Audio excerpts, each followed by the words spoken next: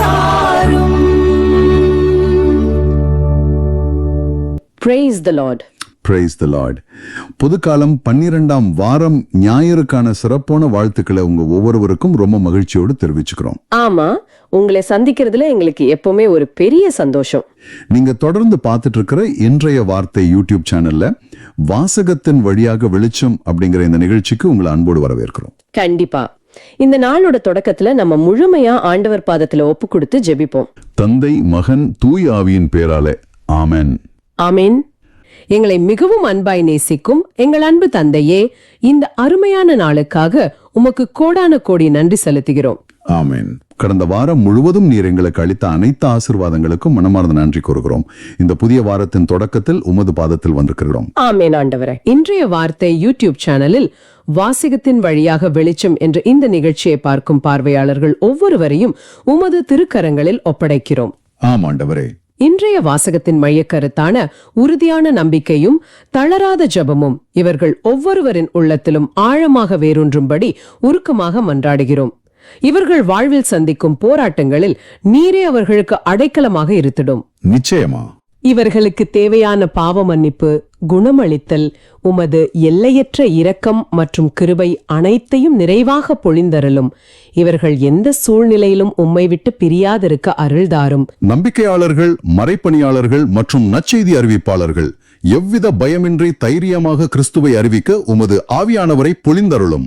நிச்சயமா ஆண்டவரே, தைரியத்தை தாரும். துன்புறுத்தப்படுவோர், ஒடுக்கப்படுவோர், துயருறுவோர் மற்றும் ஆதரவற்றோருக்காக மன்றாடுகிறோம். ஆண்டவரின் நீதியால் அவர்கள் பாதுகாக்கப்பட்டு மீட்கப்பட வேண்டும். எளியவர்களை கைதூக்கிவிடும் ஆண்டவரே. பாவத்தில் இருப்பவர்கள் மற்றும் போராடுபவர்கள் ஆண்டவரின் அளவற்ற அருளால் புதுப்பிக்கப்பட வேண்டும். உமது கிருபை அவர்களை நிரப்பட்டும். எங்கள் சமூகங்கள் மற்றும் திரு அவைக்காக ஜெபிக்கிறோம். அவர்கள் நன்றியுணர்வோடு வாழவும், பாதிக்கப்பட்டவர்களுடன் நிற்கவும், ஆண்டவரின் இரக்கத்திற்கு சாட்சியாக விளங்கவும் அருள்தாரும். ஆமென். எங்கள் சொந்த ஊழியத்திற்காக மன்றாடுகிறோம். எங்கள் பாடல்களும் போதனைகளும் மக்களின் தைரியத்தை பலப்படுத்தவும், ஆண்டவரின் பாதுகாப்பில் நம்பிக்கையை தூண்டவும், மற்றவர்கள் அவருடைய மீட்பின் அருளில் மகிழ உதவவும் ஜெபிக்கிறோம். வழிநடத்தும் ஆண்டவரே. மற்றும் எங்களிடம் ஜெப தேவைகளை சொன்ன அனைவருக்காகவும் அவர்களின் நல்ல நோக்கத்திற்கான மன்றாட்டுக்கள் அனைத்தும் விரைவில் நிறைவேறும்படியாகவும் ஜெபிக்கிறோம். உம்முடைய சித்தம் நிறைவேறட்டும். இந்த மன்றாட்டுகள் அனைத்தையும் எங்கள் சகோதரரும் ஆண்டவருமான இயேசு கிறிஸ்துவின் பெயரில் உம் திருமுன் வைக்கிறோம், எங்கள் அன்பு தந்தையே. ஆமென். ஆமென். இப்போ நேயர்களாகிய உங்களுக்கிட்ட ஒரு சின்ன அன்பான வேண்டுகோள். உங்களது ஜெப தேவைகளை கமெண்ட்லோ அல்லது எங்களின் வாட்ஸ்அப்லோ தெரிவியுங்கள். நாங்களும் எங்களது தனிப்பட்ட ஜெபத்திலும் ஜெபிக்கிறோம். ஆமா, அது மட்டும் இல்லாம இந்த நிகழ்ச்சியை மேம்படுத்த உங்களது மேலான கருத்துக்களை எங்களுக்கு தெரிவியுங்க. நன்றி. முதலில் இன்றைய வாசகங்களுக்கு செவி கொடுப்போம். முதல் வாசகம் இறைவாக்கினர் எரேமியா நூலிலிருந்து வாசகம். அதிகாரம் 20, வசனங்கள் 10 முதல் 13. எரேமியா கூறியது: சுற்றிலும் ஒரே திகில் என்று பலரும் பேசிக் கொள்கின்றார்கள். பழி சுமத்துங்கள், வாருங்கள், அவன் மேல் பழி சுமத்துவோம் என்கிறார்கள். என் நண்பர்கள் கூட என் வீழ்ச்சிக்காக காத்திருக்கிறார்கள். ஒருவேளை அவன் மயங்கி விடுவான், நாம் அவன் மேல் வெற்றி கொண்டு அவனை பழி தீர்த்து கொள்ளலாம் என்கிறார்கள்.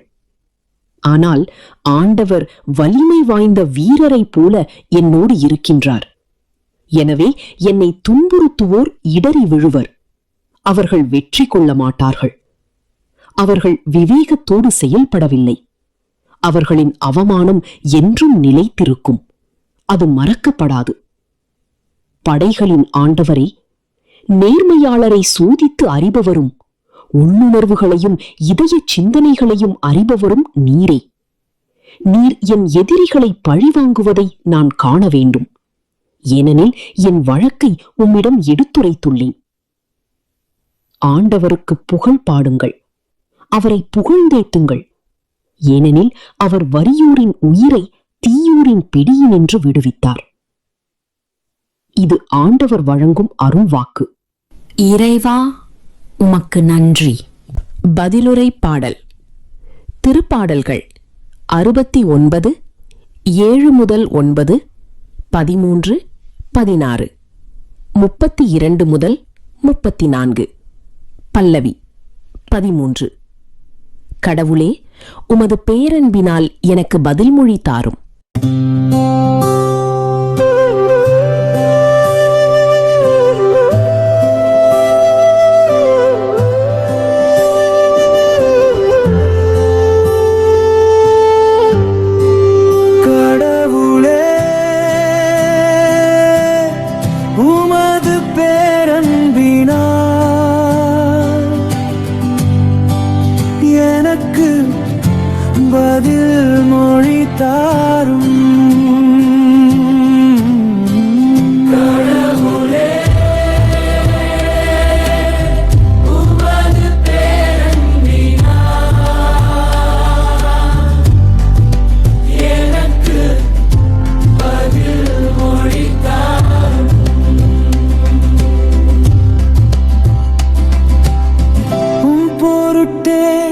நான் இழிவை ஏற்றேன், வெட்கக்கேடு என் முகத்தை மூடிவிட்டது. என் சகோதரருக்கு வேற்று மனிதனானேன், என் தாயின் பிள்ளைகளுக்கு அயலானானே.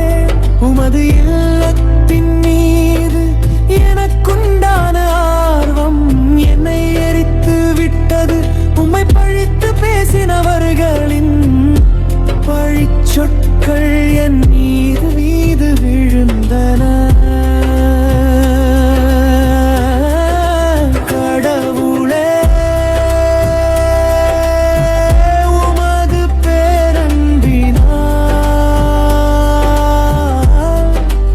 எனக்கு பதில் மொழி தாரும்.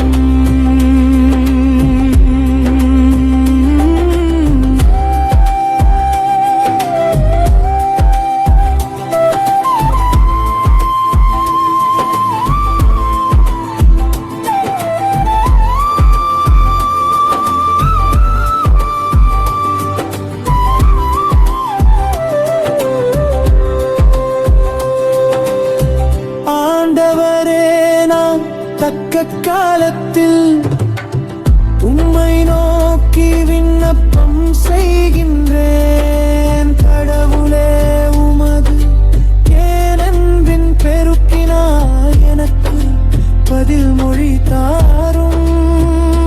துணை செய்வதில் நீ மாறாதவர். ஆண்டவரே, எனக்கு பதில் மொழி தாரும்.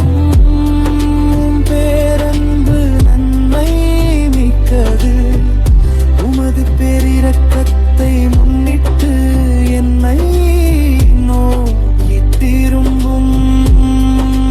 கடவுளே, உமது பேரன்பினால் எனக்கு பதில் மொழி தாரும்.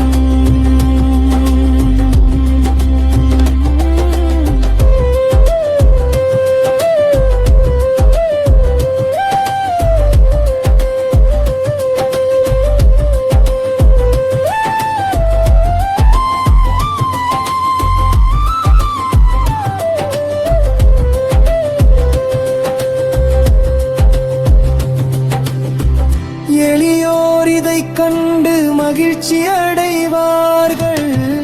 கடவுளை நாடி தேடுகிறவர்களே, உங்கள் உள்ளம் பூத்தம் படைவதாக. ஆண்டவர் ஏழைகளின் விண்ணப்பத்திற்கு செவி சாய்க்கின்றார். சிறைப்பட்ட தம் மக்களை அவர் புறக்கணிப்பதில்லை. வானமும் வையமும் கடல்களும் அவற்றில் வாழும் யாவும் அவரை புகழட்டும். கடவுளே, உமது பேரன்பினால் எனக்கு பதில் மொழி தாரும்.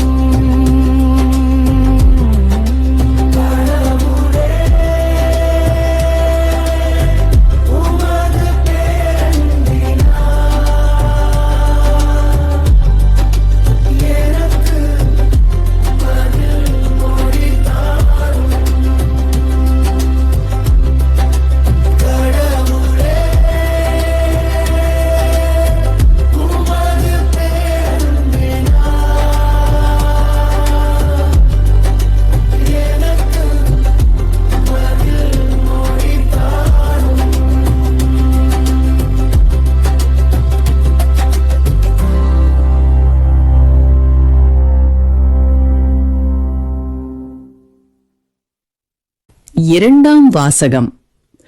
திருத்தூதர் பவுல் உரோமையருக்கு எழுதிய திருமுகத்திலிருந்து வாசகம். அதிகாரம் 5, வசனங்கள் 12-15. சகோதரர் சகோதரிகளே, ஒரே ஒரு மனிதன் வழியாய் பாவம் இந்த உலகத்தில் நுழைந்தது. அந்த பாவத்தின் வழியாய் சாவு வந்தது. அதுபோலவே எல்லா மனிதரும் பாவம் செய்ததால் எல்லா மனிதரையும் சாவு கவ்விக்கொண்டது. திருச்சட்டம் தரப்படும் முன்பும் உலகில் பாவம் இருந்தது. ஆனால் சட்டம் இல்லாத போது அது பாவமாக கருதப்படவில்லை. ஆயினும் ஆதாம் முதல் மோசே வரையில் இருந்தவர்கள் ஆதாமை போல் கடவுளின் கட்டளையை மீறி பாவம் செய்யவில்லை எனினும் சாவு அவர்கள் மீதும் ஆட்சி செலுத்திற்று. இந்த ஆதாம் வரவிருந்தவர்க்கு முன்னடையாளமாய் இருக்கிறார். ஆனால் குற்றத்தின் தன்மை வேறு, அருள் கொடையின் தன்மை வேறு. எவ்வாறெனில் ஒருவர் செய்த குற்றத்தால் பலரும் இறந்தனர். ஆனால் கடவுளின் அருளும் இயேசு கிறிஸ்து என்னும் ஒரே மனிதரின் வழியாய் வரும் அருள் கொடையும் பலருக்கும் மிகுதியாய் கிடைத்தது. இது ஆண்டவர் வழங்கும் அருள்வாக்கு. இறைவா, உமக்கு நன்றி. நற்செய்திக்கு முன்கீதம். உண்மையை வெளிப்படுத்தும் தூய ஆவியார் வரும்போது என்னை பற்றி சான்று பகர்வார். நீங்களும் சான்று பகர்வீர்கள் என்கிறார் ஆண்டவர். நற்செய்தி வாசகம். மத்தேயு எழுதிய நற்செய்தியிலிருந்து வாசகம். அதிகாரம் 10, வசனங்கள் 26-33. அக்காலத்தில் இயேசு தம் சீடர்களை நோக்கி கூறியது: உடலை மட்டும் கொள்பவர்களுக்கு அஞ்ச வேண்டாம். ஏனெனில் வெளிப்படாதவாறு மூடப்பட்டிருப்பது ஒன்றுமில்லை, அறிய முடியாதவாறு மறைந்திருப்பதும் ஒன்றுமில்லை. நான் உங்களுக்கு இருளில் சொல்வதை நீங்கள் ஒளியில் கூறுங்கள். காதோடு காதாய் கேட்பதை வீட்டின் மேல் தளத்திலிருந்து அறிவியுங்கள். ஆன்மாவை கொல்ல இயலாமல் உடலை மட்டும் கொல்பவர்களுக்கு அஞ்ச வேண்டாம். ஆன்மாவையும் உடலையும் நரகத்தில் அழிக்க வல்லவருக்கே அஞ்சுங்கள். காசுக்கு 2 சிட்டுக்குருவிகள் விற்பதில்லையா? எனினும் அவற்றுள் ஒன்று கூட உங்கள் தந்தையின் விருப்பமின்றி தரையில் விழாது. உங்கள் தலைமுடியெல்லாம் எண்ணப்பட்டிருக்கின்றது. சிட்டுக்குருவிகள் பலவற்றை விட நீங்கள் மேலானவர்கள். எனவே அஞ்சாதிருங்கள். மக்கள் முன்னிலையில் என்னை ஏற்றுக்கொள்பவரை விண்ணுலகில் இருக்கும் என் தந்தையின் முன்னிலையில் நானும் ஏற்றுக்கொள்வேன். மக்கள் முன்னிலையில் என்னை மறுதலிப்பவர் எவரையும் விண்ணுலகில் இருக்கும் என் தந்தையின் முன்னிலையில் நானும் மறுதலிப்பேன். இது கிறிஸ்து வழங்கும் நற்செய்தி. கிறிஸ்துவே, உமக்கு புகழ். இன்னைக்கு நம்ம அலசல ஒரு சின்ன ஸ்டோரி வழியா ஆரம்பிக்கலாம்னு நினைக்கிறேன். அதாவது ஒரு சின்ன பையன் இருந்தான். அவருக்கு இருட்டுனா ஒரு விவரிக்க முடியாத திகில். ரொம்ப பயப்படுவான். சின்ன பசங்களுக்கு அந்த பயம் இயல்பு தானே? ஆமா. ஒரு நாள் ராத்திரி வீட்ல திடீர்னு கரண்ட் போயிடுச்சு. சுற்றிலும் கார் இருள். எங்க போய் முட்டிக்க போறோமோ அந்த இருட்டுக்குள்ள என்ன பயங்கரம் காத்துட்டு இருக்கோன்னு அவனுக்கு நடுக்க ஆரம்பிச்சிடுச்சு. ஐயோ பாவம். அப்புறம் என்னாச்சு? அவன் பயத்துல அலற ஆரம்பிச்சப்போ அவனோட அப்பா ஓடி வந்து அவனோட சின்ன கைய தன்னோட பெரிய கைகளால இறுக்கமா புடிச்சுக்கிட்டாரு. இது ரொம்ப ஆழமான தருணமாச்சு. இப்ப கவனிங்க, அந்த பையன் அப்பாவோட கைய பிடிச்ச உடனே வீட்ல இருந்து இருட்டு விலகல, கரண்ட் உடனே வந்துடல. சூழ்நிலை அப்படியேதான் இருக்கு. ஆனா அந்த பையனோட மனசுல இருந்த பயம் முழுமையா விலகிடுச்சு. ஏன்னா அவனுக்கு அப்பா பக்கத்துல இருக்காருங்கிற அந்த பாதுகாப்பு உணர்வு வந்துருச்சு. கரெக்ட். இருட்டுக்குள்ளேயே நின்னாலும் அவனுக்கு எந்த கலக்கமும் இல்ல. ஏன்னா அப்பா கூட இருக்காரு. இந்த ஸ்டோரி விசுவாசம் எப்படி செயல்படுது அப்படிங்கிறதுக்கான மிக தெளிவான ஒரு வரைபடம்னு சொல்லலாம். ஆமா, ஆண்டவர் நம்ம வாழ்க்கையில இருக்கிற இருளை உடனே நீக்கிடுவாருன்னு எந்த உத்தரவாதமும் இல்ல. ஆனா அவர் நம்ம கைய பிடிச்சிருக்காரு. அந்த இருளுக்குள்ளேயே அவர் நம்ம கைய பிடிச்சிருக்கார் அப்படிங்கிற உணர்வு சூழ்நிலையை தாண்டிய ஒரு தைரியத்தை நமக்கு கொடுக்கும் இல்லையா? நிச்சயமா. இதுதான் இன்றைய நமது ஒட்டுமொத்த உரையாடலோட மையக்கருத்து.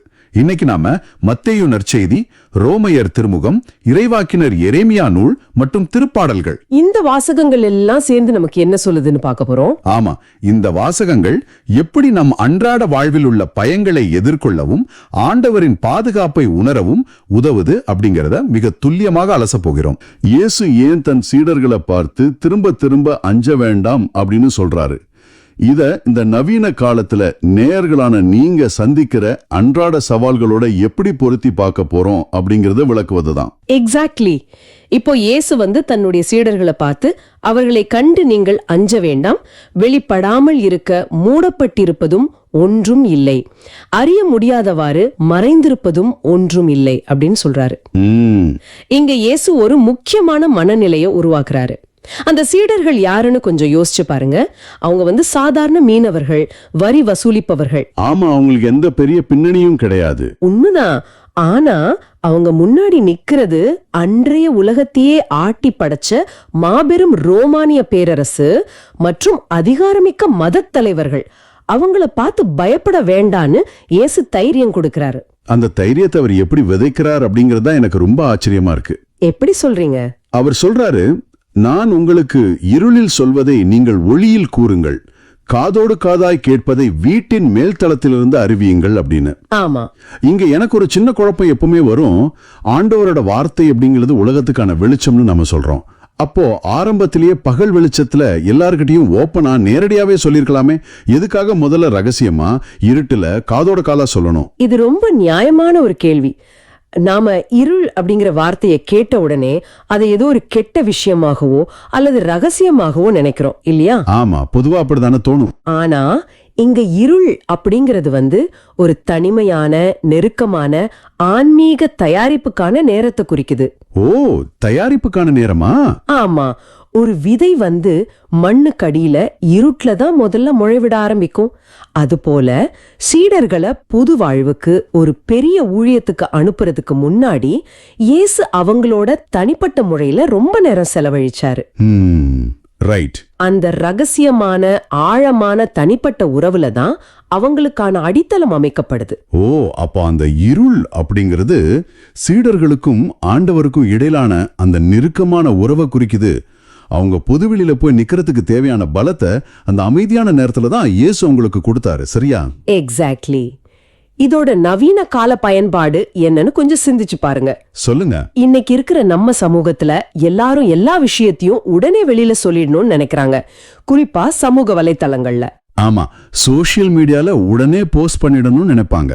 கரெக்ட். நம்ம நம்பிக்கைய உடனே பதிவு பண்ணிடணும், வெளிச்சத்துக்கு வந்துடணும்னு ஆசைப்படுறாங்க. ஆனா தனிப்பட்ட முறையில ஜபம் மூலமாகவும் திருவிவிலியம் வாசிப்பதன் வழியாகவும் ஆண்டவரோடு ஒரு ஆழமான உறவை அந்த அமைதியான இருள்ல நம்ம உருவாக்கிக்கலன்னா ஒளியில நம்ம பேசுற வார்த்தைகளுக்கு எந்த ஒரு ஜீவனும் இருக்காது. வாவ், ரொம்ப அழகான பாயிண்ட் இது.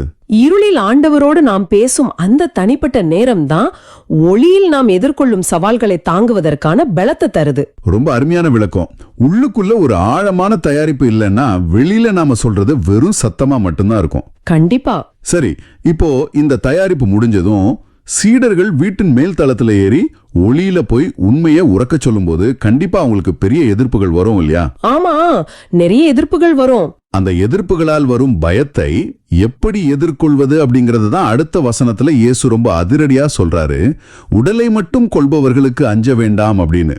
ஆமா, இந்த இடத்தை நம்ம ரொம்ப கவனமா கவனிக்கணும். ஏன்னா இயேசு இங்க பயன்படுத்தி இருக்கிற வார்த்தைகள் ரொம்ப பலமானவை. அப்படி என்ன ஸ்பெஷல் அந்த வார்த்தைகள்ல? மூல மொழியான கிரேக்கத்துல உடலை குறிக்க சோமா அப்படிங்கிற வார்த்தையை இயேசு பயன்படுத்துறாரு. சோமா. ஆமா, சோமா அப்படிங்கிறது வெறும் இந்த மாம்ச போர்வை, இந்த உலகத்துல நாம வாழும் காலம், நம்முடைய பௌதிக தேவைகள், இந்த உடலை அழிப்பவர்களுக்கு அஞ்ச வேண்டான்னு சொல்றாரு. சரி. ஆனா அதே சமயம் சைக்கே அப்படிங்கிற இன்னொரு வார்த்தையை பயன்படுத்துறாரு. அதுதான் ஆன்மா. அதாவது சைக்கே அப்படிங்கிறது நம்முடைய உண்மையான அடையாளம், நம்முடைய சிந்தனை, மனசாட்சி, ஆண்டவரோடு இருக்கிற அந்த நிரந்தரமான தொடர்பு. அப்படிதானே? ஆமா, சரியா சொன்னீங்க.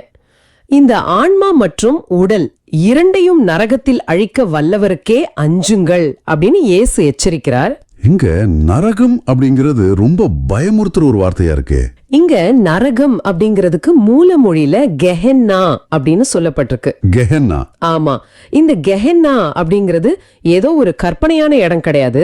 அது எருசலேம் நகருக்கு வெளியே இருந்த இன்னோம் அப்படிங்கிற ஒரு நிஜமான பள்ளத்தாக்கு. ஓ, அது ஒரு உண்மையான இடமா? ஆமா, அந்த காலத்துல அது அந்த ஊரோட ஒரு பெரிய குப்பை மேடு. அங்க எந்த பயன்பாடும் இல்லாத தூக்கி எறியப்பட்ட குப்பைகள், இறந்த மிருகங்களின் உடல்கள் எல்லாமே போட்டு எரிக்கப்படும். ஐயோ, கேக்குறதுக்கே ரொம்ப கொடூரமா இருக்கு. அங்க எப்பவுமே நெருப்பு எரிஞ்சுக்கிட்டே இருக்கும். அப்போ இயேசு அந்த இடத்தை சுட்டி காட்டி ஒரு மிகப்பெரிய ஆன்மீக உண்மையை விளக்குறார். ஒரு முழுமையான நிரந்தரமான அழிவைத்தான் கெஹன்னா குறிக்குது, ரைட்? கண்டிப்பா. மனிதர்களுக்கு பயப்படுவது அப்படிங்கிறது உலகளாவிய பயம், அது தற்காலிகமானது. ஆனா ஆண்டவருக்கு பயப்படுவது அப்படிங்கிறது தூய பயம். உங்க உடலை, அதாவது சோமாவை ஒருத்தர் அழிக்கலாம், ஆனா உங்க சைகைய யாராலும் தொட முடியாது. அருமை. ஆனா நீங்க உண்மையை விட்டுட்டு விலகி போகும்போது உங்க முழுமையான இருப்பையும் அந்த கெஹன்னா போன்ற நிரந்தர அழிவுக்கு நீங்களே உட்படுத்துகிறீர்கள் அப்படின்னு இயேசு எச்சரிக்கிறார். இது ரொம்ப ஆழமான விஷயம். ஆனா இங்க நான் நேயர்களோட சார்பா ஒரு யதார்த்தமான கருத்தை முன்வைக்க விரும்புறேன். சொல்லுங்க, என்னது? ஆரம்ப கால கிறிஸ்தவர்கள் சிங்கங்களுக்கு முன்னாடியும் வாளுக்கு முன்னாடியும் தைரியமா நின்னதுக்கு இந்த வசனம் பெரிய பலமா இருந்திருக்கும். ஆனா இன்னைக்கு நம்ம நேயர்கள் யாருக்கும் அப்படிப்பட்ட ஒரு உடல் ரீதியான மரண பயம் கிடையாது இல்லையா? ஆமா, இன்னைக்கு சூழ்நிலை வேற. நவீன உலகத்துல நம்ம பயம் வேற மாதிரி இருக்கு. அதாவது நாம உண்மைய பேசுனா நம்ம வேலை பறிபோய் விடுமோ, சமூகத்துல நமக்கு இருக்கிற அந்தஸ்து கெட்டு விடுமோ, மக்கள் நம்மளை ஒதுக்கிடுவாங்களோ அப்படிங்கிற பயம் மனிதர்களுக்கு இயல்பாகவே இருக்கிறதே. ரொம்ப சரியான பாயிண்ட். ஒரு ஆபீஸ்ல ஒரு பெரிய தப்பு நடக்கும்போது அது தட்டி கேட்டா நம்ம பொழப்புல மண் விழுந்துடுமே, குடும்பம் நடுத்தெருவுக்கு வந்துடுமேன்னு பயப்படுறது இயல்புதானே. இதை எப்படி புரிந்து கொள்வது? இதுதான் இன்னைக்கு நாம சந்திக்கிற மிக முக்கியமான ஆன்மீக போராட்டம். நீங்க சொல்ற மாதிரி வேலை, அந்தஸ்து, பணம் இதெல்லாம் நமக்கு தேவைதான். ஆமா, அதெல்லாம் இல்லாம வாழ முடியாதே. ஆனா இது எல்லாமே இயேசு சொல்ற அந்த சோமா சார்ந்த விஷயங்கள் தான். உலகியல் சார்ந்த இந்த இழப்புகள் எல்லாமே தற்காலிகமானவை. ஓ, அப்படி சொல்றீங்களா? ஆமா, நம்ம உண்மையை மறைக்கும் போது அல்லது நம்ம மனசாட்சிக்கும் ஆண்டவரின் நீதிக்கும் முரணாக நடக்கும்போது நம்ம வேண காப்பாற்றப்படலாம். ஆனா நம்மளுடைய ஆன்மா, அதாவது சைக்கே, கொஞ்சம் கொஞ்சமா செத்து போகுது. அது ரொம்ப வேதனையான ஒரு விஷயம். அதுதான் நிரந்தரமான இழப்பு. நாம இங்க உலகத்துல வாழ்றது ஒரு குறுகிய காலம்தான். ஆனா நம்முடைய உண்மையான இலக்கு நிலைவாழ்வு. நிலைவாழ்வு. அந்த நிலைவாழ்வு என்ற இலக்கை நோக்கியே நாம் பயணிக்கிறோம் என்பதை நேயர்கள் எப்பவுமே மனசுல வச்சுக்கணும். உலகத்துக்காக ஆன்மாவை இழப்பது மிகப்பெரிய சோகம். உண்மையான சாய்ஸ் எதுன்னு ரொம்ப தெளிவா விளக்குனீங்க. இப்போ எனக்கு ஒரு சிந்தனை வருது. என்ன சிந்தனை?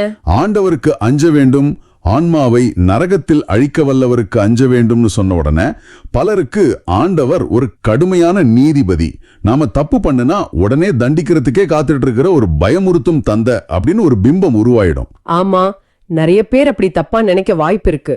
ஆனா இயேசு அந்த பயத்தை அப்படியே அடுத்த வசனங்கள்ல, அதாவது மத்தேயு 10:29 முதல் 31 ஒரு மிகப்பெரிய அன்பா மாத்துறாரு. எப்படி மாத்துறாரு? ஆண்டவர் நம்ம மேல எவ்வளவு ஆழமான அன்பு வச்சிருக்காரு அப்படிங்கறத விளக்கறதுக்கு சிட்டுக்குருவிகளை உதாரணமா காட்டுறாரு. ஆமா, காசுக்கு 2 சிட்டுக்குருவிகள் விற்பதில்லையா? எனினும் அவற்றுள் ஒன்று கூட உங்கள் தந்தையின் விருப்பமின்றி தரையில் விழாது அப்படின்னு சொல்றாரு. இதுல இருக்கிற வரலாற்று பின்னணிய பார்த்தா இது இன்னும் ஆச்சரியமா இருக்கும். அந்த காலத்துல சிட்டுக்குருவி அப்படிங்கிறது சந்தையில இருக்கிறதுலயே மிக குறைந்த விலைக்கு விற்கப்படும் ஒரு உணவு. ஓ, அப்படியா? ஆமா, அசாரியன் அப்படின்னு சொல்லப்படுற மிகச்சிறிய ஒரு காசுக்கு 2 குருவிகள் கிடைக்கும். ஏழைகள் வாங்குற ஒரு சாதாரண அற்பமான பொருள் அது. ஆமா, அகில உலகத்தையும் படைத்த மாபெரும் பிரபஞ்சத்தை ஆளுகிற ஆண்டவர் மனிதர்களால் எந்த மதிப்பும் இல்லை என்று ஒதுக்கப்படுகிற மிக குறைந்த விலைக்கு விற்கப்படும் அந்த சிட்டுக்குருவிகளையும் துல்லியமா கவனிச்சுக்கிறாரு அப்படிங்கிறது எவ்வளவு பெரிய வியப்பு. கண்டிப்பா, அது ரொம்ப ஆச்சரியமான ஒண்ணுதான். இது மட்டும் இல்லாம இயேசு சொல்றாரு, உங்கள் தலைமுடியெல்லாம் எண்ணப்பட்டிருக்கின்றது அப்படின்னு. ஒரு மனிதனோட தலையில சராசரியா 1,00,000 முடிகள் இருக்குன்னு சொல்றாங்க. ஆமா, அது நேத்து எவ்வளவு இருந்துச்சு, இன்னைக்கு எவ்வளவு உதிர்ந்து இருக்குன்னு நமக்கே தெரியாது. ஆனா அகிலத்தை படைத்த ஆண்டவர் அதை எண்ணி வைத்திருக்கிறார். இது ஒரு மிகப்பெரிய பன்னாட்டு நிறுவனத்தின் தலைவர் தன்னிடம் வேலைக்கு சேர்ந்த கடைநிலை ஊழியரின் பெயரையும் தேவைகளையும் துல்லியமாக அறிந்திருப்பதற்கு சமம் இல்லையா? ரொம்ப அருமையான ஒப்பீடு இது. இந்த ஒப்புமையோட உளவியல் ஆழத்தை நாம கட்டாயம் உணரணும். உளவியல் ஆழம்னு எது சொல்றீங்க? இன்னைக்கு இருக்கிற நவீன உலகத்துல, குறிப்பா பெருநகரங்கள்ல வாழ்ற பல மனிதர்கள் தங்களை ஒரு பெரிய கூட்டத்துல காணாம போன ஒரு சின்ன புள்ளியா நினைக்கிறாங்க. ஆமா, நிறைய பேருக்கு அந்த ஃபீலிங் இருக்கு. யாருமே தங்களை கண்டுக்கலையே, நாம தனித்து விடப்பட்டிருக்கோமோ, நம்ம உணர்வுகளுக்கும் நம்ம கண்ணீருக்கும் இந்த உலகத்துல ஒரு மதிப்பே இல்லையோ அப்படின்னு ஒருவித கடுமையான மன அழுத்தத்துல இருக்காங்க. ஆமா, எல்லார் கூடவும் இருந்தாலும் ஒருவித தனிமை உணர்வு பலரையும் வாட்டுது. அத மறுக்கவே முடியாது. அந்த மாதிரி ஒரு சூழ்நிலையில தான் உங்கள் தலைமுடியெல்லாம் எண்ணப்பட்டிருக்கின்றது என்ற இந்த வாசகம் மிகச்சிறந்த உளவியல் மற்றும் ஆன்மீக ஆறுதலை தருகிறது. மெய்யாகவே இது ஏதோ ஒரு பெரிய அதிகாரி தன்னுடைய ஊழியர்களை பற்றி தெரிந்து வைத்திருப்பது போன்ற ஒரு சாதாரண விஷயம் கிடையாது. இது படைத்தவருக்கும் படைப்பிற்கும் இடையிலான மிக நெருக்கமான உறவு. ஆண்டவரின் பார்வையில் உங்கள் ஒவ்வொரு சின்ன சின்ன தேவைகளும் உங்கள் உள்மனதின் போராட்டங்களும் அவருக்கு தெரியும். இந்த நிகழ்ச்சியை கேட்டுக்கொண்டிருக்கும் நேர்கள் ஒவ்வொருவரும் ஆண்டவரின் பார்வையில் எவ்வளவு விலையுயர்ந்தவர்கள் என்பதை இது ஆழமாக உணர்த்துகிறது. வாவ், கேக்குறதுக்கே உள்ள ஆறுதலா இருக்கு. சிட்டுக்குருவிகள் பலவற்றை விட நீங்கள் மேலானவர்கள், எனவே அஞ்சாதிருங்கள். இதுதான் இயேசு தரும் உறுதியான வாக்குறுதி. ஆண்டவர் நம்ம ஒரு கடுமையான நீதிபதியா மட்டும் பார்க்கல, அவர் நம்மை அணு அணுவா பராமரிக்கும் ஒரு அன்பான தந்தை என்ற உண்மையை நாம முழுமையா உணர்ந்துகிட்டோம். ஆமா, அப்போ இவ்வளவு அற்புதமான ஒரு பாதுகாப்பை நமக்கு கொடுக்கிற ஆண்டவருக்கு நாம் எப்படி பதில் தரப்போகிறோம், அந்த பதில் என்னவா இருக்கணும் அப்படிங்கறது தான் இன்றைய பகுதியோட இறுதியில நம்ம பார்க்கிறோம். சரியா சொன்னீங்க. இன்றைய நற்செய்திக்கு முன் வாழ்த்தொழியில யோவான் 15ஆம் அதிகாரம் 26b 27a நம்ம வாசிக்கிறோம். உண்மையை வெளிப்படுத்தும் தூய ஆவியார் வரும்போது என்னை பற்றி சான்று பகர்வார், நீங்களும் சான்று பகர்வீர்கள் அப்படின்னு. ஆமாம். அதே போல மத்தேயு 10ஆம் அதிகாரம் 32-33ல மக்கள் முன்னிலையில் என்னை ஏற்றுக்கொள்பவரை நானும் விண்ணகத்தில் உள்ள என் தந்தை முன்னிலையில் ஏற்றுக்கொள்வேன் அப்படின்னு இயேசு சொல்றாரு. இது முந்தைய பகுதியோட நேரடி தொடர்ச்சி தான்.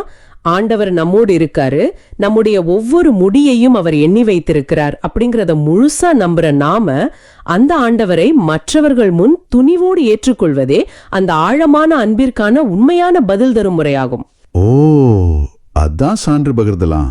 ஆமா, இதத்தான் இயேசு சான்று பகர்தல் அப்படின்னு சொல்றாரு. இங்க நான் ஒரு கேள்வி எழுப்பணும்னு நினைக்கிறேன். ஆண்டவரை மறுதலிப்பது அல்லது சான்று பகராமல் இருப்பது அப்படின்னா என்ன? சொல்லுங்க. நம்ம வாழ்க்கையில யாராவது வந்து நீங்க இயேசுவை நம்புறீங்களா அப்படின்னு கேட்கும்போது பேதுரு மாதிரி வெளிப்படையா இல்ல எனக்கு அவரை தெரியாது அப்படின்னு வாயால சொல்றது மட்டும்தான் அவரை மறுதலிப்பது? இல்லவே இல்ல. அல்லது நம்ம கண் முன்னாடி ஒரு அநீதி நடக்கும்போது, நம்ம அலுவலகத்துல ஒரு பொய் சொல்ல சொல்லி கட்டாயப்படுத்தப்படும் போது எந்த பிரச்சனையும் வேண்டான்னு நாம அமைதியா ஒதுங்கி போறதும் அவரை மறுதலிப்பதாகுமா? நீங்க கேட்ட இந்த 2வது விஷயம்தான் இன்னைக்கு இருக்கிற மிகப்பெரிய சவால். தூய ஆவியானவர் எப்படி ஆண்டவரை பற்றி தொடர்ந்து சான்று பகர்கிறாரோ அதே போல நாமும் சான்று பகர வேண்டும். சான்று பகர்தல் அப்படிங்கிறது வெறும் உதடுகளால் உச்சரிக்கும் வார்த்தைகள் அல்ல, அது நம்முடைய வாழ்க்கை முறை. நம்ம வாழ்க்கை முறைதான் சாட்சி, ரைட்? ஆமா, பணியிடங்கள்ல நேர்மையாக இருப்பதும் பொய்க்கு துளை போகாமல் இருப்பதும் ஒரு பொய்யான பத்திரத்துல கையெழுத்து போட சொன்னா அதை துணிச்சலா மறுப்பதும் ஆண்டவரை மக்கள் முன்னிலையில ஏற்றுக்கொள்வதற்கான நவீன கால உதாரணங்கள். அப்போ அநீதியை கண்டு அமைதியா இருக்கிறது ஒரு மிகப்பெரிய துரோகம்னு சொல்றீங்க? கண்டிப்பா. அதிகாரத்தில் இருப்பவர்கள் எளியவர்களை ஒடுக்கும் போது அந்த எளியவர்களுக்காக குரல் கொடுப்பதுதான் உண்மையான சான்று பகர்தல். அமைதியாக இருந்து அநீதிக்கு துணை போவதும் ஒரு வகையில் ஆண்டவரை மறுதலிப்பதுதான். இது ரொம்ப ஸ்ட்ராங்கான ஒரு மெசேஜ். எப்போதெல்லாம் நாம் உண்மையை விட்டு உலகியல் பயத்திற்காக ஒதுங்குகிறோமோ அப்போதெல்லாம் நம் மக்கள் முன்னிலையில் ஆண்டவரை மறுதலிக்கிறோம். ஆனால் எப்போதெல்லாம் நாம் நீதிக்காக துணிவோடு நிற்கிறோமோ அப்போதெல்லாம் விண்ணக தந்தையின் முன்னிலையில் இயேசு நம்மை பெருமையோடு ஏற்றுக்கொள்கிறார். ரொம்ப அற்புதமான, நம்முடைய சிந்தனையை தூண்டக்கூடிய ஒரு ஆழமான பார்வை இது. நேயர்களே, இப்போ உங்க மனசுல தங்கி நிக்கிற மாதிரி ஒரு சிந்தனையை நான் முன்வைக்க விரும்புறேன். ஆரம்பத்துல நாம பார்த்த அந்த சிட்டுக்குருவிகளை பற்றி சற்று சிந்தித்து பாருங்கள். அந்த சின்னஞ்சிறு பறவைகள் தங்களோட மதிப்பு என்ன அப்படின்னு என்னைக்காவது கவலைப்பட்டு நீங்க பார்த்திருக்கீங்களா? கண்டிப்பா இல்ல. இல்லதானே? அவை சந்தோஷமாக பாடுகின்றன, வானத்தில் சுதந்திரமாக பறக்கின்றன. அகிலத்தையும் மாபெரும் பிரபஞ்சத்தையும் ஆளும் ஆண்டவர் ஒரு சிறிய குருவியையும் இவ்வளவு கவனமாக காக்கிறார் என்றால் அவர் உங்களையும் கண்டிப்பாக காக்கிறார். மெய்யாகவே. அப்படி என்றால் இன்று நீங்கள் அவரிடம் ஒப்படைக்க வேண்டிய அந்த பெரிய சுமை அல்லது கவலை என்ன? எந்த பயம் உங்களை நீதிக்காக குரல் கொடுக்க விடாமல் தடுக்குது? எந்த கவலை உங்களை உண்மையான சான்று பகிர்தலிலிருந்து பின்வாங்க செய்யுது? உங்கள் தலைமுடியெல்லாம் எண்ணப்பட்டிருக்கிறது என்ற உண்மையை உணர்ந்து உங்கள் கவலைகள் அனைத்தையும் இன்று ஆண்டவர் பாதத்துல வச்சிடுங்க. அந்த பறவையைப் போல அச்சமில்லாமல் சுதந்திரமாக வாழுங்கள். மிகச்சிறப்பான ஒரு இறுதி சிந்தனை. அந்த பறவையின் அமைதியும் சிட்டுக்குருவியின் நம்பிக்கையும் நம் அனைவருக்கும் ஒரு பெரிய பாடம். ஆண்டவருக்கு தெரியும், அவர் நம் ஒவ்வொருவரையும் அவ்வளவு நுட்பமாக தனிப்பட்ட முறையில் நேசிக்கிறார். அதனாலதான் சிட்டுக்குருவிகள் பலவற்றை விட நீங்கள் மேலானவர்கள் என்று சொல்லி நம்மை தேற்றுகிறார். இந்த தேறுதல் தான் முதல் வாசகத்துல வர்ற இறைவாக்கினர் எரேமியாவுக்கு பெரிய ஆயுதமாக இருந்திருக்கு. முதல்ல இந்த வாசகத்தோட பின்புலத்தை நாம கொஞ்சம் புரிஞ்சுக்கணும் இல்லையா? இறைவாக்கினர் எரேமியா ஏதோ தற்செயலா இந்த வலியை அனுபவிக்கல. கண்டிப்பா இல்ல. அவர் ஆண்டவருக்காக பேசுறாரு, மக்களுடைய நன்மைக்காக பேசுறாரு. எருசலேம் மக்களுக்கு வரப்போற ஆபத்தை பத்தி எச்சரிக்கிறாரு. ஆனா எப்பவுமே உண்மையை பேசும்போது இந்த உலகம் அதை சுலபமா ஏத்துக்காது இல்லையா? உண்மைதான். உண்மையை சொல்றவங்களுக்கு எப்பவுமே எதிர்ப்புகள் அதிகமா தான் இருக்கும். அதுதான் எரேமியாவுக்கும் நடந்துச்சு. அவர் சொல்றாரு பாருங்க, சுற்றிலும் ஒரே திகில் என்று பலரும் பேசிக்கொள்கிறார்கள். பழி சுமத்துங்கள், வாருங்கள், அவன் மேல் பழி சுமத்துவோம் என்கிறார்கள். என் நண்பர்கள் கூட என் வீழ்ச்சிக்காக காத்திருக்கிறார்கள். ஓ, அந்த வார்த்தைகளை கவனிச்சிங்களா? நெஞ்சை பிழியும் வார்த்தைகள் இவை. சுற்றிலும் ஒரே திகில். இந்த வார்த்தையை வாசிக்கும் போதே நமக்குள் ஒரு விதமான நடுக்கம் ஏற்படுது. ஆமா, ஏன்னா அது வெளியிலிருந்து வர்ற எதிர்ப்பை விட உள்ளுக்குள்ள இருக்கிறவங்க பண்ற துரோகம். எனக்கு இங்கே ஒரு உதாரணம் தோணுது. பாத்தீங்களா, நாம ஒரு மெல்லிய கயிற்றின் மேல ரொம்ப ஆபத்தான நிலையில நடந்து போயிட்டு இருக்கோன்னு வைங்க. கீழே நிக்கிறவங்க நம்ம நண்பர்கள். நாம தடுமாறும் போது அவங்க கைகளை நீட்டி நம்மள தாங்கி பிடிக்க காத்திருக்கணும். அதுதான உண்மையான நட்பு. ஆமா, ஆனா அவங்க அப்படி செய்யாம கையில கேமராவை வச்சுக்கிட்டு இவன் எப்ப கீழே விழுவான், அதை எப்படி வீடியோ எடுத்து ஊருக்கெல்லாம் பரப்பலான்னு காத்திருந்தா எப்படி இருக்கும்? நினைச்சு பார்க்கவே ரொம்ப பயமா இருக்கு. அந்த மனவேதனைய வார்த்தைகளால சொல்லவே முடியாது. அதுதான் எரேமியாவுடைய மனநிலையும். தற்காலத்துல சைபர் புல்லிங்னு சொல்றோமே, சமூக வலைத்தளங்கள்ல ஒருத்தரை குறி வச்சு தாக்குறது, பொய்யான குற்றச்சாட்டுகளை பரப்பி ஒருத்தரோட நல்ல பேரை கெடுக்கிறது, இதெல்லாம் அதே மனநிலை தான். ஆமா, இல்லனா குடும்ப பிரச்சனைகள்ல சொந்தக்காரங்களை எதிரா திரும்புறது, அலுவலக அரசியல்ல நடக்கிற சூழ்ச்சிகள், இதெல்லாமே எரேமியா சந்திச்ச அதே தனிமைதான். நேயர்களே, இத கொஞ்சம் சிந்திச்சு பாருங்க.